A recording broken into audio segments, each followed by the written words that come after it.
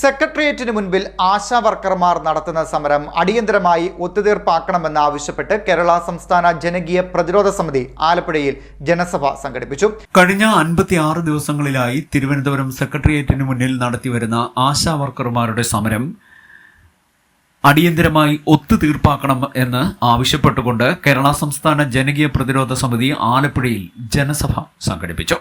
ആശാ വർക്കർമാർ ഉന്നയിക്കുന്ന ന്യായമായ ആവശ്യങ്ങൾ അംഗീകരിച്ച് സമരം ഉടൻ ഒത്തുതീർപ്പാക്കാൻ സംസ്ഥാന സർക്കാർ ഇനിയും വൈകരുതെന്ന് ജനസഭ ആവശ്യപ്പെട്ടു. ജില്ലാ പ്രസിഡന്റ് ബി ദിലീപൻ സ്പീക്കറായിരുന്ന ജനസഭ മുൻ M P doctor KS Manoj ഉദ്ഘാടനം ചെയ്തു.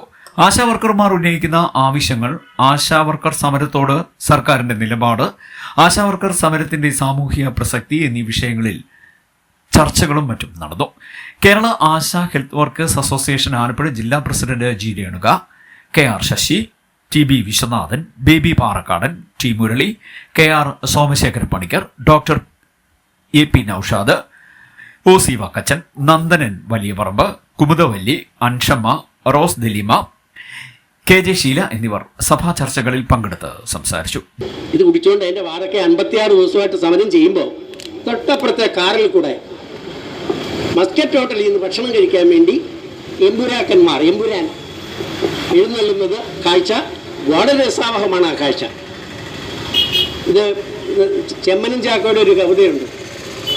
റേഷൻ കടയിൽ സഞ്ജീവുമായി ക്യൂ നിൽപ്പു ഗാന്ധിജി, തൊട്ടരികിലൂടെ കൂറ്റൻ കാറിൽ പായുന്നു ഗോഡ്സെ. വരികളൊന്നുകൂടെ. റേഷൻ കടയിൽ സഞ്ജീവുമായി ക്യൂ നിൽപ്പു ഗാന്ധിജി, തൊട്ടരികിലൂടെ കൂറ്റൻ കാറിൽ പായുന്നു ഗോഡ്സെ. ഗോഡ്സെ കാറിനകത്ത് കടന്നു പോകുമ്പോൾ അവിടെ കഞ്ഞിവെള്ളം കുടിച്ചുകൊണ്ടിരിക്കുക പാവങ്ങൾ മഴയത്തും വെയിലത്തും. ജില്ലാ വൈസ് പ്രസിഡന്റ് ശശികുമാർ സ്വാഗതവും NK ശശികുമാർ കൃതജ്ഞതയും പറഞ്ഞു. CD news Kayamkulam.